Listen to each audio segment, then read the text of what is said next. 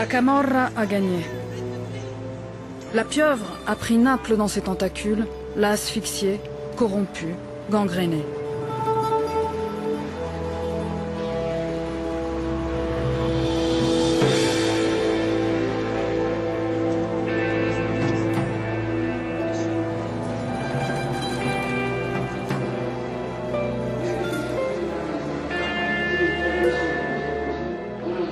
Naples est une ville envahie par la drogue, une ville en guerre.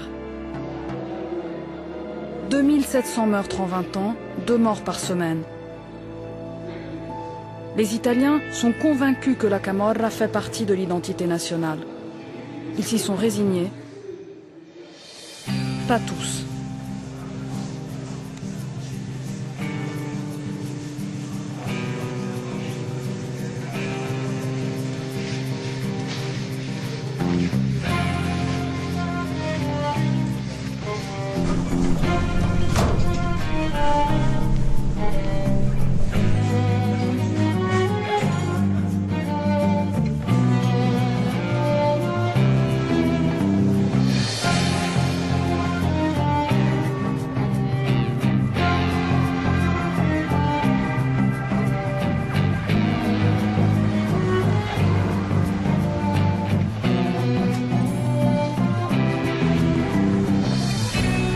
En Italie, tout le monde connaît les chefs mafieux, leurs noms, leurs faits d'armes.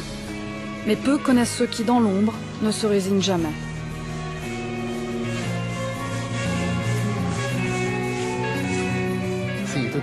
Tout va bien, tout va bien. Je t'embrasse, ciao. 9 policiers, 9 hommes de l'ombre, 9 incorruptibles. Voici leur combat.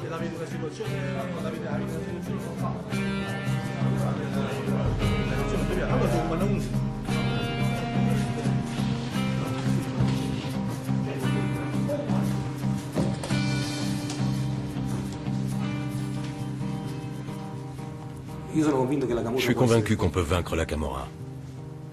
Et je pense qu'on est sur le bon chemin.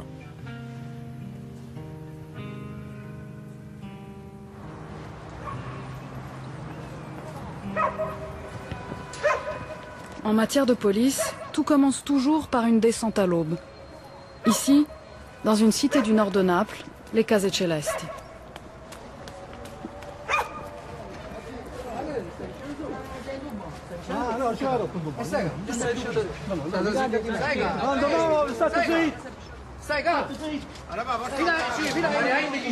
Calme-toi, calme-toi.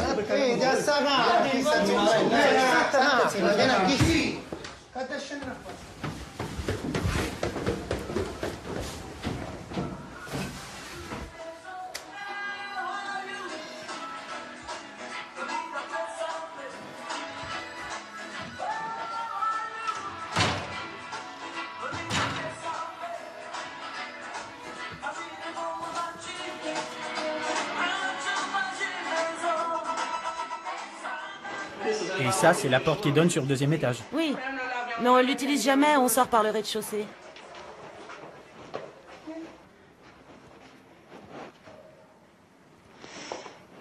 Et il faisait quoi exactement, votre père? Des petits boulots.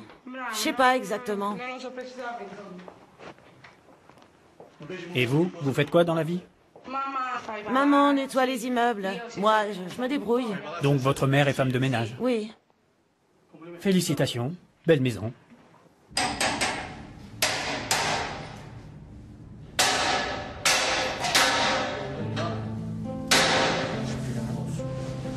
Dans les sous-sols des HLM lépreux, des portes blindées et des grillages protègent le trafic.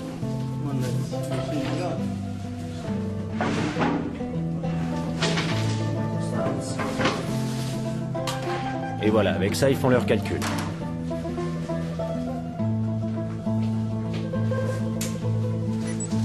L'opération de la brigade a un objectif, repérer les hommes, cartographier les passages secrets. Peu importe si cette fois-ci, les caches sont vides.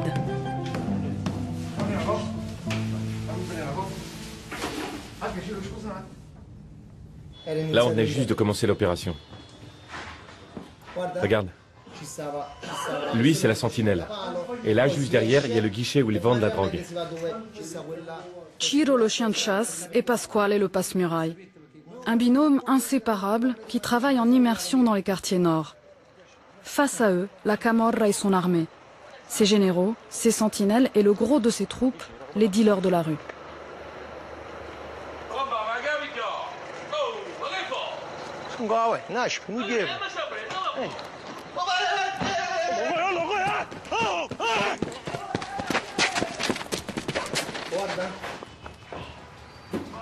T'as vu? Regarde comme il s'enfuit, lui. Là, il vient juste de bifiler la drogue. C'est vrai qu'on le voit bien, là. On le voit vraiment bien. Pour identifier les hommes du clan, la brigade a demandé l'avis d'un collègue spécialiste des Case Celesti.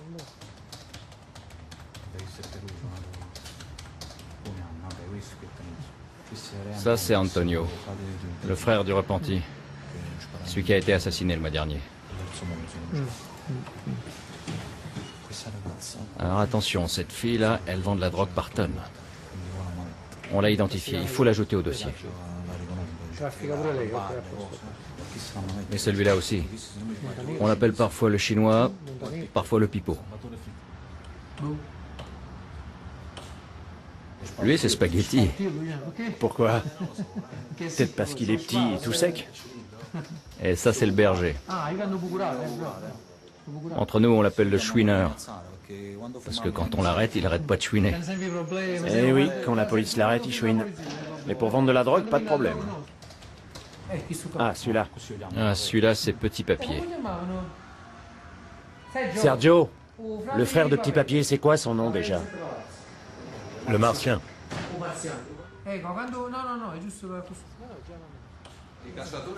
Un dealer, il est comme un prédateur isolé. Il est seul pour chasser sa proie. Il doit rester concentré. Nous, on est comme les loups, les lions, on chasse en groupe. Et on peut compter sur les copains. Alors que le léopard, il est tout seul. S'il chasse pas, il mange pas. Le défilé des suspects est terminé. Une fois identifiés, Sergio choisit ceux qu'il va mettre sous surveillance. En 2005, la brigade a fait tomber le grand boss des quartiers nord, Paolo Di Lauro. Jusqu'alors, l'homme avait réussi à rester inconnu des fichiers de police. Des années de traque ont soudé les hommes de la brigade et construit leur légende. En 2009, ils poursuivent Raffaele Amato, le rival de Di Lauro, jusqu'en Espagne. Il a eu peur, je l'ai vu. Il tentait de se protéger. Il faisait comme ça avec les mains en pensant que c'était un piège, un attentat. Pour lui, c'était impossible que 3 personnes seules puissent arrêter une voiture avec à bord des personnages d'un tel calibre. Il pensait surtout être en lieu sûr. Il m'a dit « Mais qu'est-ce qui se passe ?» Et je lui ai répondu « Vous êtes en état d'arrestation par la police italienne. » Il m'a dit « Mais pourquoi, vous êtes italien ?» Et je lui ai répondu « Oui, brigade des stupes de Naples. »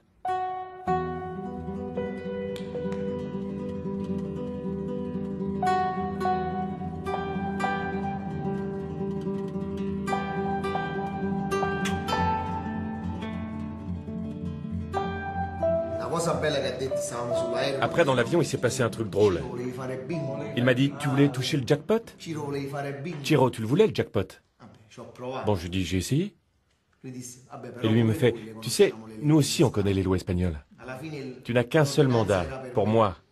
Un seul. Donc pour mon frère et mon neveu, tu peux rien faire. Donc Ciro, t'as pas touché le jackpot.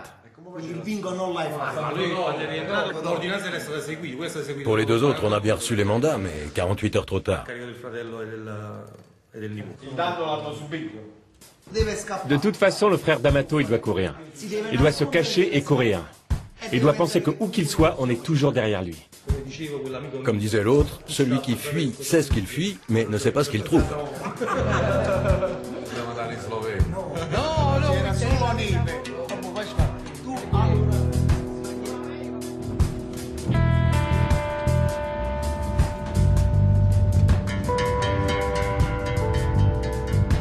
Scampia, au nord de Naples. Construit il y a 30 ans, le quartier devait symboliser le renouveau de la ville. Aujourd'hui, il compte la plus forte concentration de dealers au mètre carré en Europe. Ici, on fabrique, on teste, on distribue, on vend et on exporte. Tu peux pas venir à Scampia en te disant que tu vas juste faire un tour, comme ça, pour voir. Parce que ça peut exploser n'importe quand. À droite, là, on les a arrêtés. Ils vendent plus. C'est vrai qu'on a fait du beau boulot, hein. Super. Surtout avec la caméra cachée. Ici, par contre, ça continue. Regarde-moi ces dealers. T'as vu ça? Oui. Et tous ces toxicos. Regarde-les. Des vrais zombies.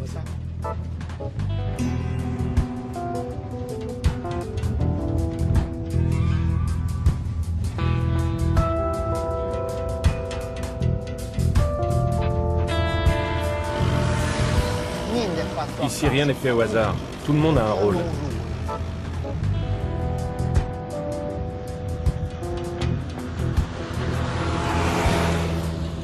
T'as vu la sentinelle? Voilà le gamin, il revient prévenir son boss. Les camoristes demandent aux petits de jouer à un endroit précis, pour les prévenir quand la police arrive. Ils passent des accords avec les mômes en leur payant l'essence de leur mobilette. Et eux n'ont plus qu'à rouler, à se balader dans le quartier.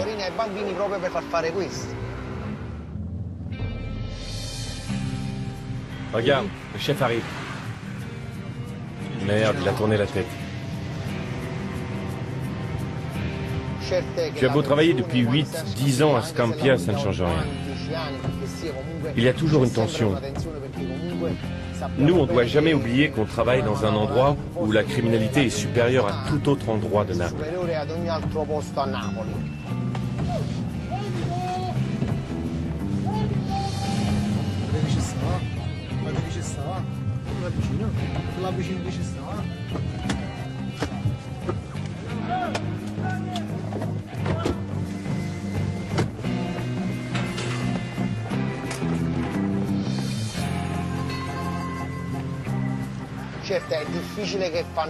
C'est rare qu'ils soient agressifs vis-à-vis de nous, parce qu'ils nous connaissent.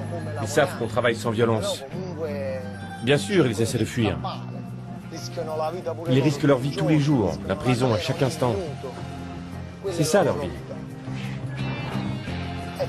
Et nous, voilà la vie qu'on doit mener pour réussir à les arrêter. C'est une lutte permanente. Et tu vois là, toutes les caves, elles communiquent entre elles.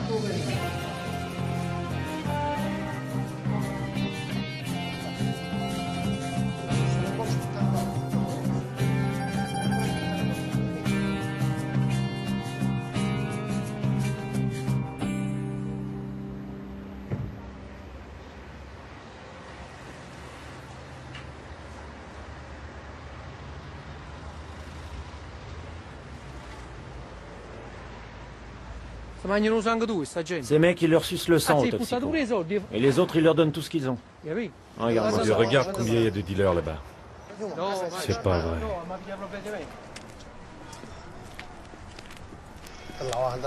C'est une véritable armée, qu'est-ce que tu veux qu'on fasse? Scampia est un laboratoire pour cobayes volontaires. Ils accourent par centaines de toute l'Italie pour essayer de nouvelles drogues, plus fortes, plus dures, parfois mortelles, à quelques mètres à peine de ceux qui les tuent. Rappelez-vous ça. On ira tous en enfer.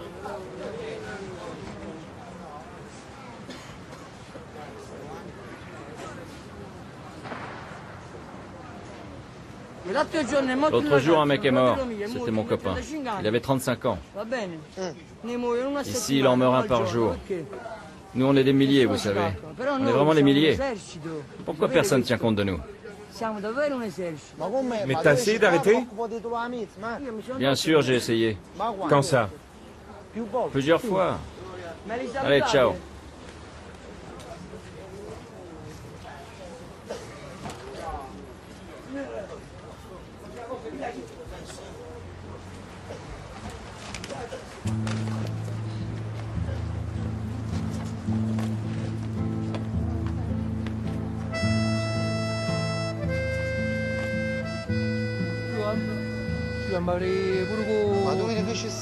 Regarde-moi ça, c'est pas vrai. Il faut intervenir. Pasquale, qu'est-ce qu'on fait? On appelle les services sociaux, il y a urgence.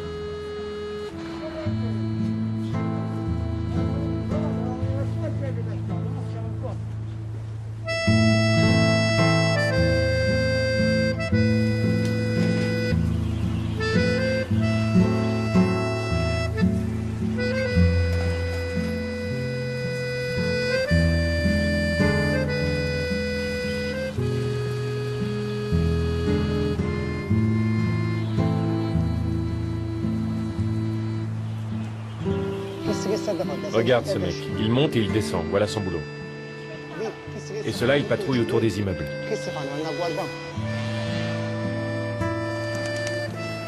Les Vele, 3 HLM sinistres dans un quartier à la dérive. En 2005, pendant la grande guerre des clans, Sergio et ses hommes ramassaient chaque jour, au pied de ces immeubles, des corps criblés de balles.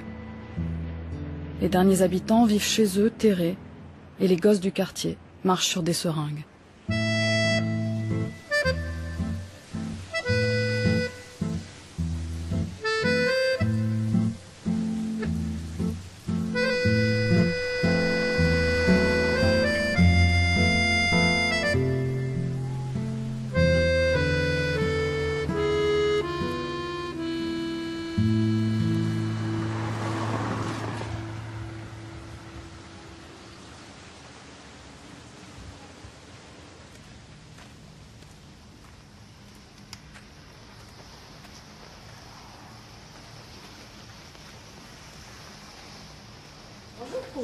Tu veux quoi? T'es qui? Tu viens d'où? Ils font quoi dans ce sous-sol? Là, en bas? Oui. Là-bas? Bah, Où est-ce qu'ils vendent? Dans la voile rouge ou dans la voile jaune? les mecs? Oui. Je sais pas. Allez, dis-moi. Je sais pas. Fais gaffe, fais gaffe. Mais quoi, t'as peur? Moi? Non. Ah bon, t'as pas peur? C'est toi qui devrais avoir peur de venir ici. Mais tu sais que tu dois pas rester là, au milieu. Au milieu de quoi? Les mecs qui vendent la drogue, là. Quand ils arrivent, toi, tu te tires. Reste jamais avec eux. C'est dangereux, fais gaffe. Mais non, moi je suis chez moi ici. Ils te donnent quelque chose en échange? Non, rien. Et tu pourrais pas aller casser les couilles à quelqu'un d'autre? Eh, dis-moi, ils te donnent quelque chose? Non. Tout ce que j'ai, je le mérite. Et je fais des choses parce que je suis né ici. Ouais, je sais. Et toi, tu les vois dealer depuis ton balcon, c'est ça?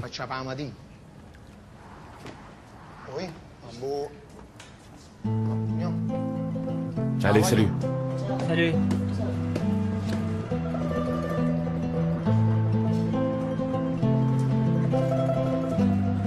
Être policier à Naples, c'est parcourir chaque jour des zones de non-droit. Le trafic est démesuré, l'État impuissant, les habitants résignés. Ici, les policiers sont le dernier rempart de la démocratie.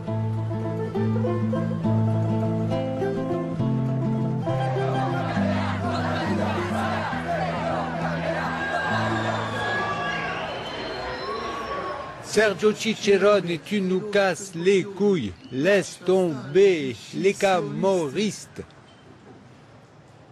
Pas vrai? Eh ben oui, pas possible de faire le mafieux. On se fait tout de suite arrêter. Pas moyen de faire un peu de trafic de drogue sans que Sergio te mette sur écoute. Tu vas en Angleterre et t'es pris en filature. Tu vas en Espagne. Ne parlons pas d'Espagne. C'est devenu tabou pour le clan des scissionnistes. Et tout ça à cause de Sergio Cicerone. Mais il est comment ce Cicerone? Grand, costaud? Ben non, c'est un être humain normal. Eh basta, il nous fatigue ce Sergio Cicerone.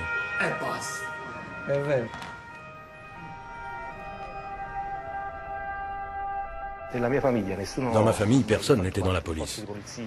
Mon père était infirmier. Et il n'a jamais accepté l'idée qu'on pouvait se faire entraîner. Le type qui se fait entraîner, chez nous, ça n'existe pas. C'est toi, et toi seul, qui décides de ta vie. Bien sûr, il y a toujours eu cette proximité du trafic de drogue. Tu sais que certains trafiquent, mais ils ne doivent pas devenir tes amis. Tu ne dois pas faire ce qu'ils font. Se tenir éloigné d'eux et de la drogue, voilà la première chose que tu dois apprendre. Pour pouvoir survivre, pour pouvoir faire un choix, parce que la vie est faite de choix.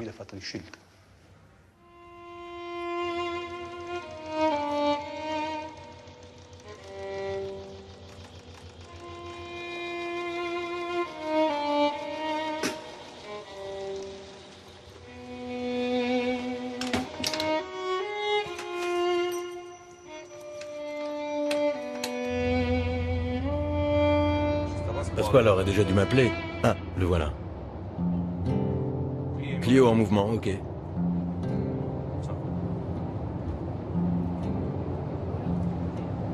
On suit une voiture qui vient de partir.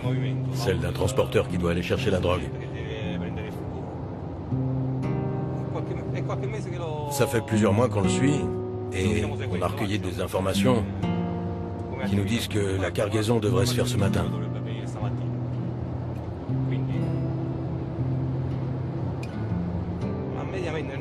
En moyenne, on fait 1 ou 2 opérations par mois.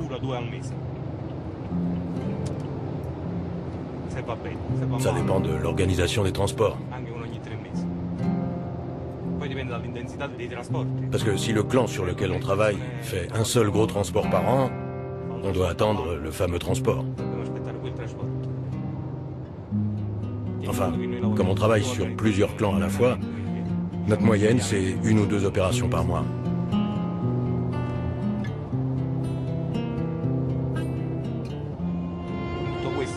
Et avec tout ça, en 48 heures, on a dormi 3 heures.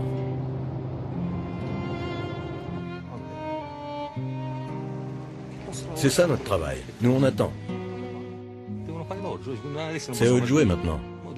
Ils doivent partir, charger, revenir. Et nous, on fait les méchants. On les attend. 3 voitures de la brigade traquent le transporteur. Depuis le bureau, Emilio, le vétéran, guette la moindre réaction du clan. Non, Sergio, nous ici rien de neuf. Non, non, pas encore.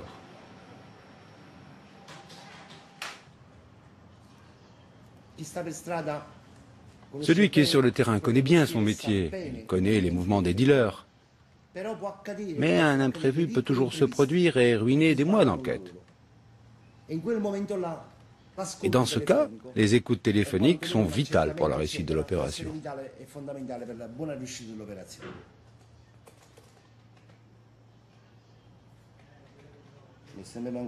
Le terrain me manque, moi. C'est normal que ça me manque. J'ai toujours été dans la rue. Depuis que je suis entré dans la police. Alors, ça finit par te manquer. Le travail du terrain. Énormément. Et ça va me manquer jusqu'à la fin de ma vie. Le terrain, c'est fondamental. C'est la connaissance des quartiers, des hommes, de l'être humain en général. Toute cette organisation de clans qu'on dessine ici, au bureau, ensuite tu la projettes sur le terrain. Et si tu ne connais pas la rue, tu ne connais pas ton boulot. Celui qui ne connaît pas la rue n'est pas un bon policier.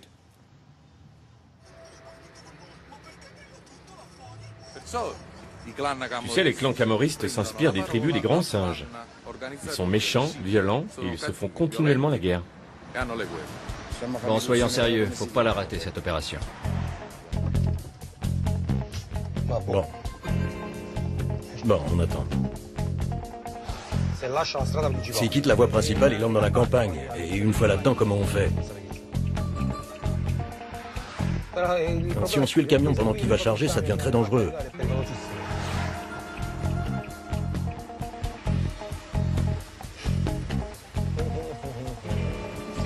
Ça paraît facile comme ça.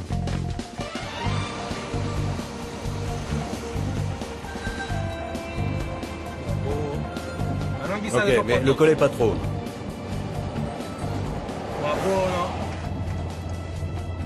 À quel kilomètre tu es? Comment? À quel kilomètre? 661.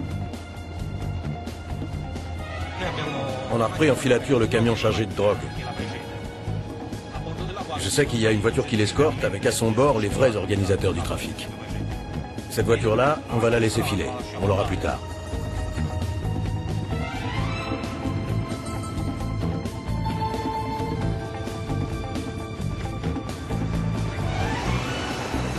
C'est bon, ils l'ont coincé.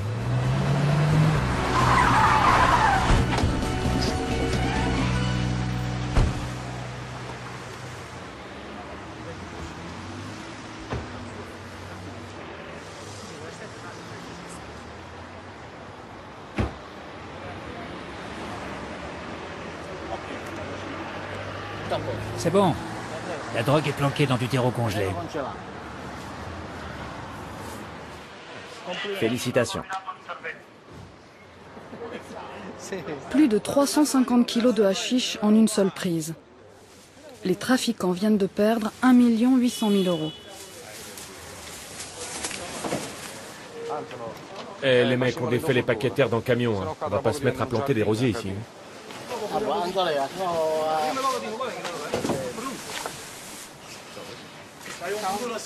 Et après, on dit qu'à Naples, il y a des ordures partout. Hé Mario, t'as un avenir dans le balayage. Tu vois ça? Ça sert à identifier le producteur. C'est son tampon, sa marque de fabrique.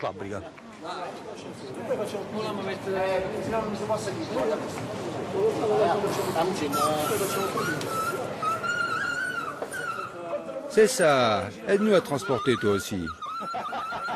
Vas-y mon gars, pousse le chariot, pousse.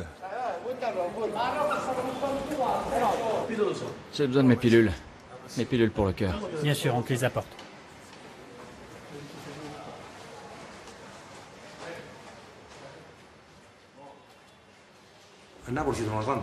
À Naples, il y a beaucoup de personnes en difficulté. Et pour la Camorra, les recruter, c'est pas compliqué.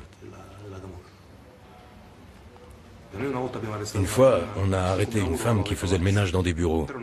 Avec son salaire, elle n'arrivait pas à nourrir sa fille. Le clan lui a proposé de stocker de la drogue chez elle pour 500 € par semaine. Cette somme, elle ne la gagnait même pas en un mois. Alors, elle a accepté. Malheureusement pour elle, c'était le mauvais moment parce qu'on enquêtait et on a tout découvert tout de suite. C'est l'arrestation la plus triste de ma carrière. Parce que j'ai dû mettre en prison quelqu'un qui n'avait pas assez de pain pour sa gamine. Alors que ceux qui l'employaient roulaient en Ferrari. Ils exploitaient la misère de cette femme.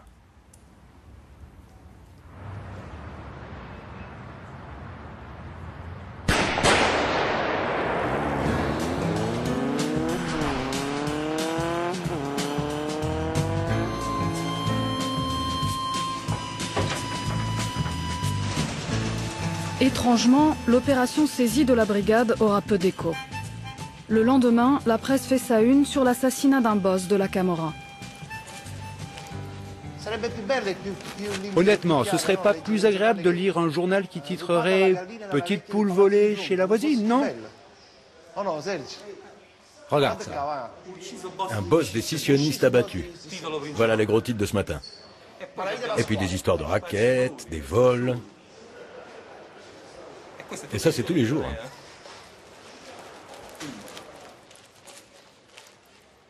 Et nos 300-400 kilos de hashish d'hier, on les retrouve où? Un petit canard local.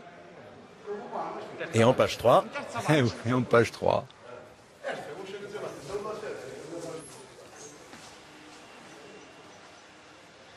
Qu'est-ce que je fous là? J'ai ma fille et mon petit-fils aux États-Unis. Je veux qu'on parte. Avec toute la famille. Là où vit ma fille, c'est magnifique. C'est tranquille. Le paradis sur terre. C'est dans la banlieue d'Atlanta, à Jonesboro. Un comté. Tout est vert, plein d'arbres. Voilà ce qui me plaît. Ici, c'est la jungle. Tout est trop moche.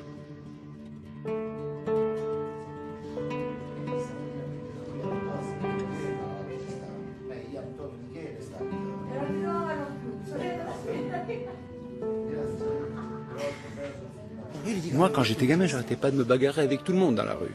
Je me battais du matin au soir. Je me levais jusqu'au coucher. Je me levais le matin pour cogner. À midi, je cognais. Et le soir, je cognais encore. Je savais rien faire d'autre. Du matin au soir avec tout le monde. J'avais de mauvaises fréquentations quand j'étais jeune. Beaucoup de mes copains de l'époque sont morts assassinés. D'autres sont en prison. D'autres encore sont devenus toxicos. Parmi ceux que je connaissais dans ma jeunesse, peu sont encore en vie. Et alors quand je parle avec eux, je me dis, attends, si tu n'avais pas fait le bon choix, tu aurais connu le même destin. Papa, ouvre-moi. J'arrive. C'était qui le chef du clan décisionniste? Enfin, il est Amato. Amato, avec son beau-frère qui s'appelait Pagano? Et Cesare. Cesare, bravo. Et ils sont où? En prison ou dehors? Dehors. Non. Dedans. Tous les deux ou un seul? Tous les deux. Bravo. Et qui les a capturés? Et moi. Enfin, toi aussi. Qui les a capturés? La brigade? Des stucs. Et quelle équipe? T'as pigé?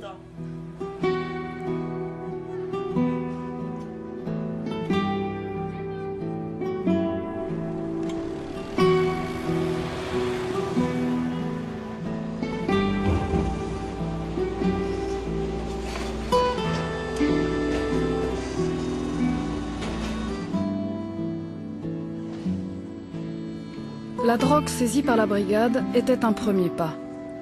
Il faut maintenant démanteler la pyramide de l'organisation. En commençant par la base, les vendeurs au détail, dans leur quartier, dans leurs rues, à leurs portes.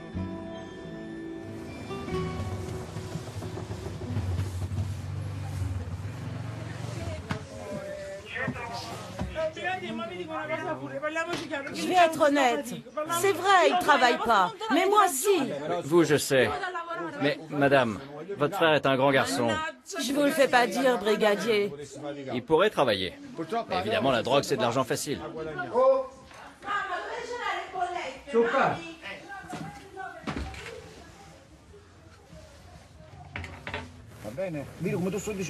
Je vais être très clair. Si t'as planqué de la dope dans la maison, tu le dis. Et on règle ça entre hommes. Si on trouve quelque chose et que tu nous as rien dit, ça veut dire que la drogue, c'est celle de ta mère, de ta sœur, et on arrête tout le monde. T'as compris? Non? Alors t'es pas un homme. Ça suffit, je veux plus t'entendre. Chez toi, ça va pleurer. La maman, la sœur, les enfants, les assistantes sociales. Moi, je dis ça, autant que tu le saches.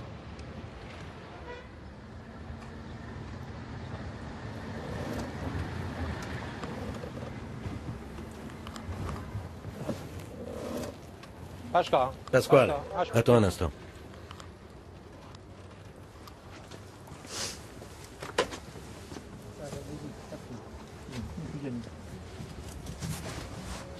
C'est que du chic. Je t'avais prévenu. Allez, ça va, t'as parlé, tu t'es racheté. Top? Mais c'est quoi cette marque? Madame la juge, il y avait un demi-kilo dans la voiture et encore 450 grammes dans la maison. Mon fils, rendez-moi mon fils. Maman, calme-toi, calme-toi. Je vous raccompagne. Oh, mon fils. C'est pas grand-chose. On va l'emmener au bureau. Allez, on va s'occuper de lui. Non, rendez-moi mon fils.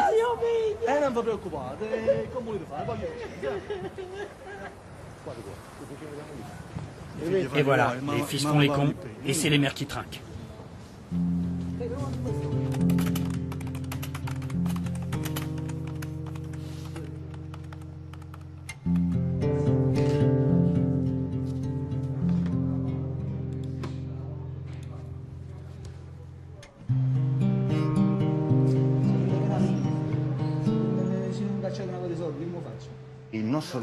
Notre travail se termine au moment où on les arrête. parce qu'on les traite bien. Mieux que ce à quoi ils s'attendaient. Et ça les surprend. C'est un avantage pour nous. Parce que les camorristes ont toujours la haine du policier. Et là, au contraire, quand on les revoit au tribunal ou dans la rue après, ils nous disent qu'ils n'ont pas de rancœur envers nous. Parce qu'on les a bien traités. Ils disent « Ah non, brigadier, vous n'avez fait que votre travail. » Et ça, on n'oublie pas.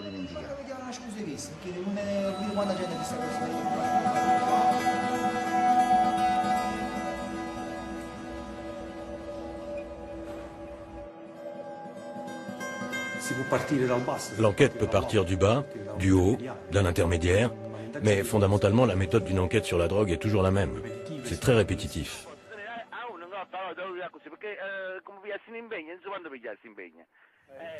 Plus tu places de gens sur écoute, plus tu identifies de personnes impliquées dans le trafic. Les écoutes téléphoniques sont comme un virus qui se répand.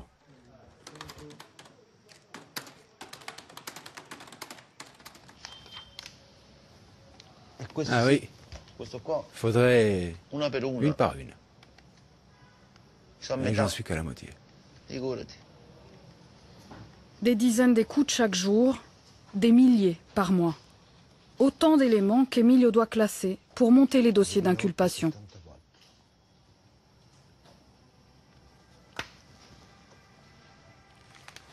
Ça, c'est la phase finale d'enquête, la phase la plus importante. Cette phase-là, c'est la plus méchante. Parce que quand tu écris le dossier, tu vois, concrètement, qui va se faire coincer? Combien d'entre eux vont aller en prison?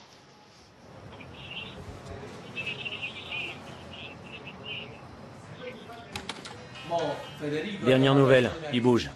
Federico a appelé un certain Gigino ou Carmine. Apparemment, ils sont prêts. Il a dit, faut partir.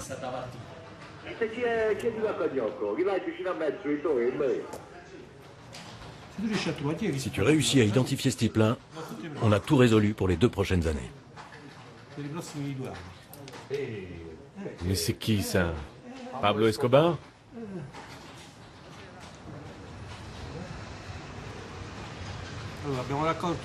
On a des informations qui nous font comprendre qu'il existe dans le réseau un personnage important capable de livrer de la drogue par tonnes. Mais on doit encore l'identifier, parce que les gens qu'on surveille parlent de lui, mais sans jamais citer son nom.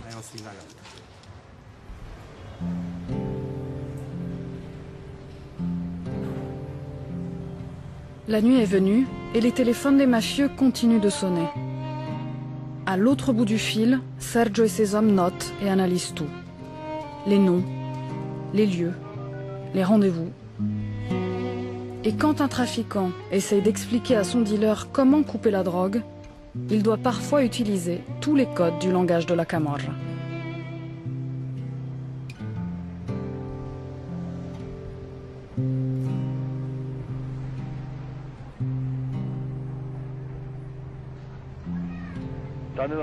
Allora una mezz'oracina, allora fa una cosa, siamo già attorno.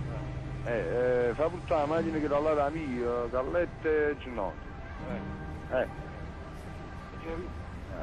mia, come la ci pagare? Allora, lì là, se non mi sbaglio, teniamo 300.000 lire. Poi piglia, 100.000 lire, 500.000 lire e 500 mesi, e fanno un frullato. Se fa un frullato. Come se si fa un frullato? E quando è diventa? Dipende da quello che ti dico, là, io che ne so. Mannaggia, lo bucchino di... Allora, un chilo di patata, un chilo di cipolla, un chilo di banana. Ah no, e un chilo di preservativo. Messi insieme quando ne so. A posto, ma hai capito mo che andiamo in galera, come? Ciao.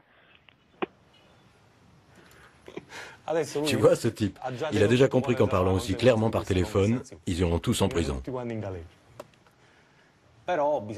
Mais pour intercepter un dialogue de ce genre, on a dû patienter. Parce qu'en 6 mois d'écoute, c'est la première fois que ces gens font une telle erreur. Pas à pas, l'enquête avance. À chaque étape, le dossier monté par la brigade est supervisé par l'un des 18 magistrats du pool antimafia de Naples. Longtemps, la brigade a eu son juge, un magistrat jeune, courageux, Giovanni Corona. Cicerone et ses hommes sont des gens qui veulent travailler. Ils sont pleins d'enthousiasme, complètement dingues de leur travail et incapables de penser à autre chose du matin au soir. Et pourtant, ils sont payés une misère. Et leur seule récompense, c'est ce bravo, bon travail, dit par moi ou par l'un de mes collègues.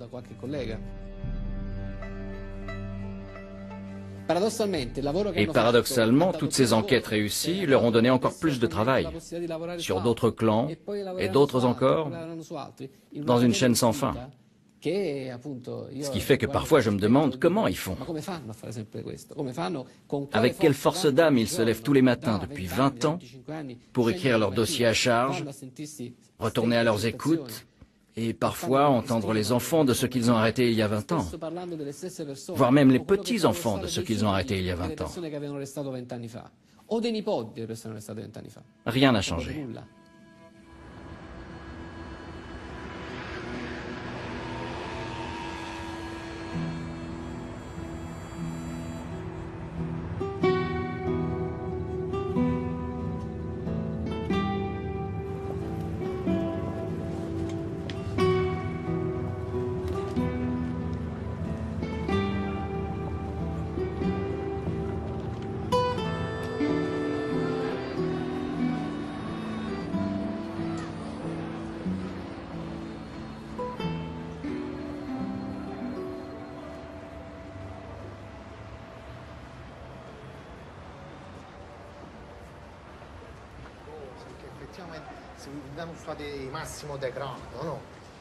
Et t'es marié? T'as des gamins? Ouais. Et les gamins, tu les fais sortir? Non, jamais. Comment tu t'appelles? Jenny. Je vais te dire une chose. Même si tes enfants ne sortent pas, ils voient forcément ce qui se passe en bas. Des gens qui vendent de la cam, des drogués. Ben ouais, mais c'est comme ça. Et donc ils sortent, et ils voient ça. J'ai parlé à un gosse qui m'a dit, je les vois, ils se piquent dans les caves, ils se droguent. C'est quelque chose de terrible, non? C'est triste, mais c'est comme ça. Sincèrement, on peut pas tout mettre sur le dos de la criminalité. Ah bon, alors à qui la faute? À mon avis, au gouvernement italien. Écoute, je suis policier. Toi, t'es un homme sain. Tu as réussi à rester sain, même en vivant à Scampia. T'as toujours travaillé, et ça t'honore. Mais tu as un petit défaut. Parce que si je te dis, Jenny, si tu vois quelque chose, je te laisse mon numéro, tu m'appelles. Tu le ferais? La vérité? Non. Mais pourquoi non? Ça reste entre toi et moi. J'ai aucun intérêt à ce que ça se sache. Ouais, toi, t'as confiance en moi, d'accord. Mais moi, je sais pas si je peux te faire confiance. Tu comprends? Mais tu dois vaincre cette peur. Alors à qui elle appartient, cette ville? Si tu vis ici comme ça, sans rien faire pour que ça change, à qui appartient la ville? À toi ou à eux? À eux.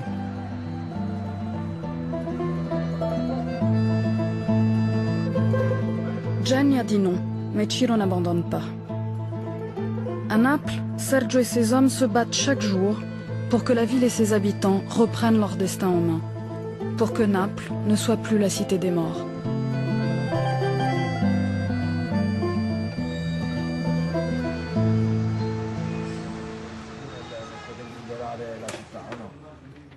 Si cette ville me saoule. Tu veux savoir si cette ville me saoule? Attends, objectivement, même si c'est qu'une goutte dans l'océan, sur les 4-5 dernières années, dans Secondigliano et Scampia, regarde tous les clans qu'on a détruits. Oui, mais ça résout pas le problème. Non, mais au moins on les a affaiblis. Le problème, c'est pas la police, c'est pas les clans. Il y a un autre problème, Nunzio, c'est les gens. Les gens ne comprennent pas. Les gens pratiquent trop l'omerta dans cette ville. C'est parce qu'ils ont peur aussi. Peur, l'omerta, la culture aussi. Ils veulent être tranquilles. Non, c'est surtout la culture.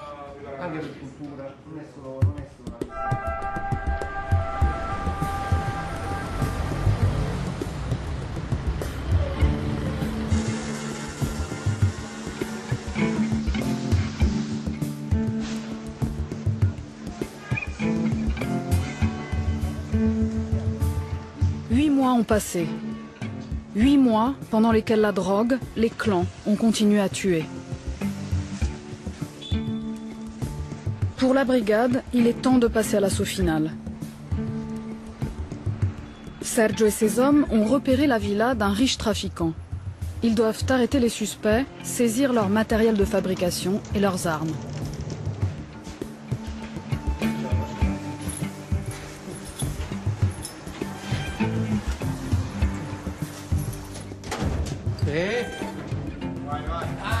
Ah, Nicolas, Nicolas, tu voulais faire le malin.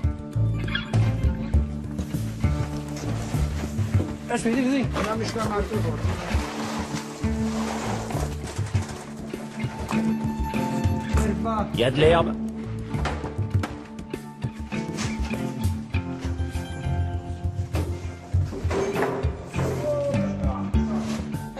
L'essentiel, c'est de relever les empreintes, les mecs. C'était le fleuriste. Apparemment, les fleurs, ça lui suffisait pas. Moi, j'y retournerais bien.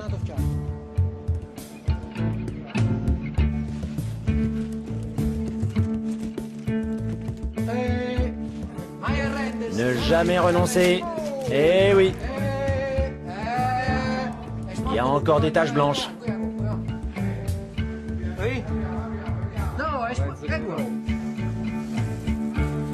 Il y a tous les moules avec les marques du clan. On a tout. Il n'y a plus qu'à trouver toutes les empreintes des suspects et on est bon. Tu sais la bonne nouvelle? On a trouvé les moules, t'as compris? Il nous manque plus que la presse qu'ils utilisent pour imprimer la marque sur la drogue.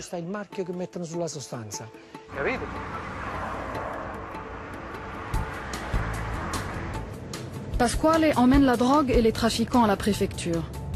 Sergio et Emilio foncent vers la villa du chef du réseau, arrêté entre-temps. Le dossier à charge reste incomplet, il manque la preuve ultime, les armes du clan, qui doivent établir le caractère criminel de l'organisation. La tension s'installe. Bonjour, vous êtes la femme de Monsieur Rico? Bien. Madame, vous devez venir tout de suite à Pontericcio. Oui, oui, dans votre villa. Madame, il faut vous faire accompagner. C'est pour une perquisition et vous devez être là. Une équipe de pompiers est mobilisée. Allez, dégage de là, toi. Sergio veut explorer le sol de la villa et il y a 250 mètres carrés de carrelage à briser. Qu'est-ce que vous voulez que je fasse, moi? Je suis au courant de rien. Essayez juste de pas mettre trop de bordel. Si on trouve rien, va falloir tout casser. Faites ce que vous avez à faire.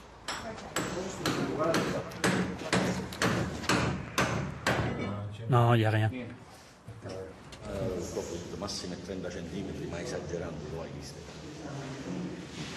Bah, il y a trop de surface à casser. Hein. Et vous avez vu l'épaisseur du sol?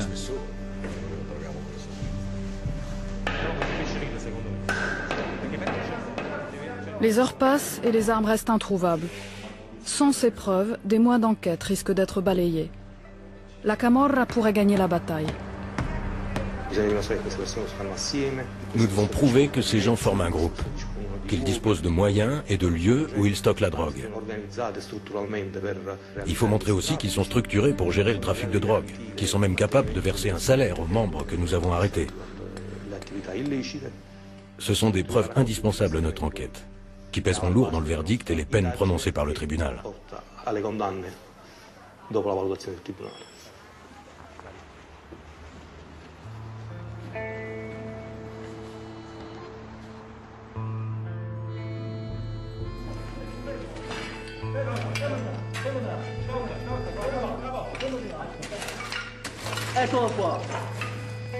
Regarde, regarde. On les a là. On les a. Eh bien, aujourd'hui encore, on a bien gagné notre croûte.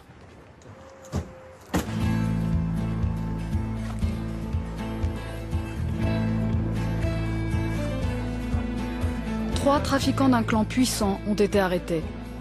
Sous le sol de la villa, il y avait tout l'arsenal du clan et dans le garage plus de 100 kilos de hashish et de cocaïne. Le réseau est démantelé.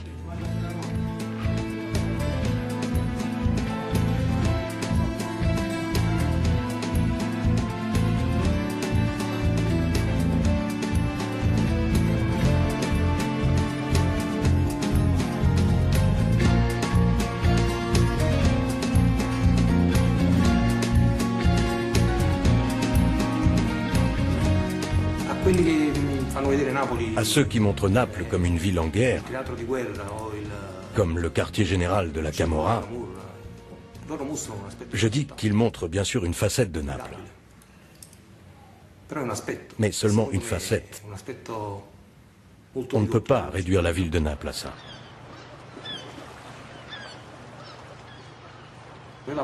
Nous, notre mission, on l'accomplit. Maintenant, c'est aux autres d'intervenir. Au gouvernement, à la société civile, aux gens. La part saine, non corrompue de cette ville. Parce que la politique, c'est nous.